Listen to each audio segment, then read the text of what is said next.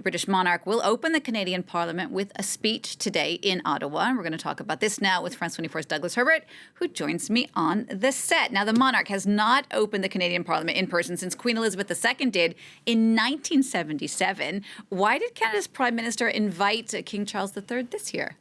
Well, what he's not going to say, the reason he's inviting him is because he knows that Donald Trump loves kings and queens, loves royalty in general, trappings of monarchy. So it's a not so subtle way of sending a very not so subtle statement to Donald Trump, the man who keeps repeatedly saying he wants to annex Canada, make it the 51st state. You're not getting this anyhow, anyway, anytime. This is my king. We are a confederation.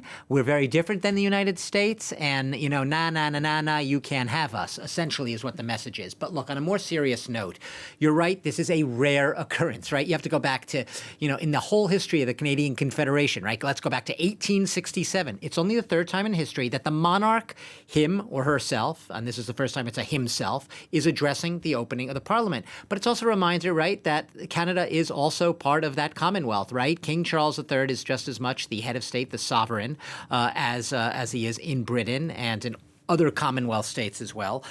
Mark Carney, the prime minister, he is the one who issued what he thought at first was really a hypothetical invitation. He didn't know that King Charles was perhaps going to take him up on it when he issued it back in March. This was after he had been elected as leader, sworn as prime minister, as elected leader of the Liberal Party, but the Liberals hadn't actually been elected formally as prime minister yet. So we're going a few months back. The king ended up taking him up on the invitation. And what Mark Carney says, he really had been hoping for this, is amid all the strains from the United States, right? With Donald Trump imposing all these tariffs on Canada, talking down to Canada, like I said, the annexation talk, the 51st state talk. He said this visit is clearly meant to underscore the sovereignty of our country being Canada. And he calls it a historic honor that matches the weight of the times. Once again, a not-so-subtle shot across the bow to the southern neighbor, the United States, that we are different than you.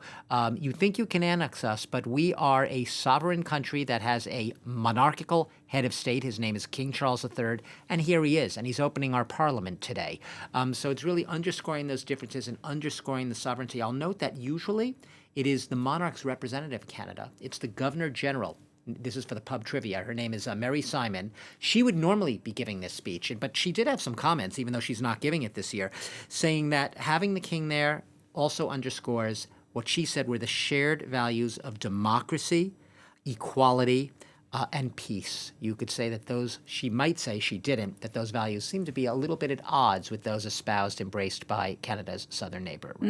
Now, this is still a delicate balancing act for King Charles. We saw there, as you were speaking, Doug, some people holding up protest posters. He's Britain's monarch as well as Canada's. I mean, the whole thing is tricky. Yeah, and it's tricky because of what you just said, because he's also Britain's monarch. Now, remember this, the king's speech, we can call it that, right? The king's speech is not written by the king, right? It's written by the prime minister. If it's in Britain, it's written by the prime minister there, Keir Starmer. In this case, speech is written by Mark Carney.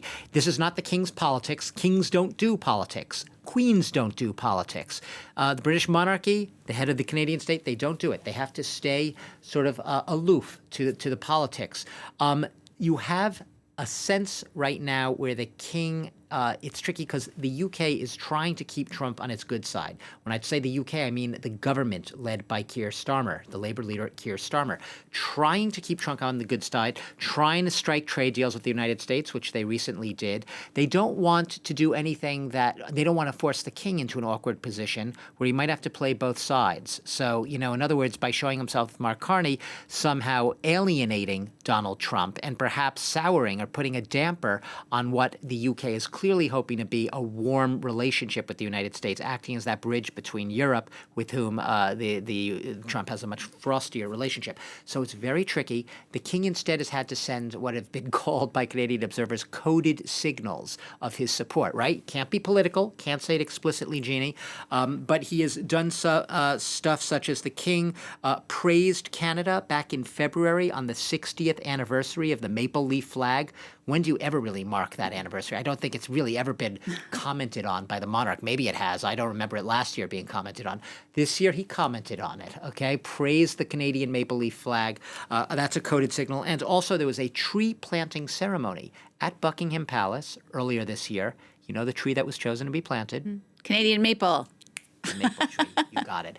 That's what I mean by coded signals. He can't be explicit in his political backing and say, Canada, we back you in your showdown with Donald Trump. But he can send some signals that I'm on your side when you speak of sovereignty and Canada being its own distinct country, well apart from the United States, certainly not a 51st